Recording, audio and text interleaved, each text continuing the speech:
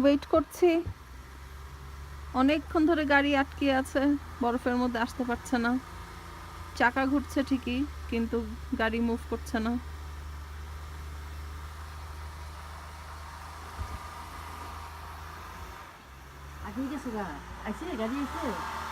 ওই যে গাড়ি আটকে আছে।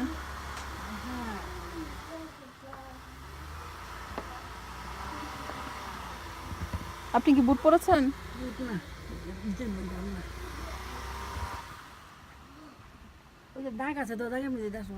দাগের মধ্যেই তো আছে, দাগের মধ্যেও আটকে গেছে। গাড়ি এখানে রেখে এসে পড়বে, অন্য গাড়ি পাস করতে পারবে না তো। আমি তো বলছিলাম আমি সামনে গিয়ে শাবল দিয়ে সামনের স্নো পরিষ্কার করে দেই।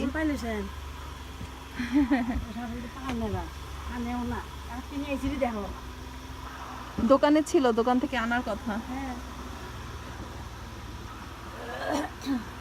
বরফ তো পড়েই যাচ্ছে, থামার কোনো নাম নাই।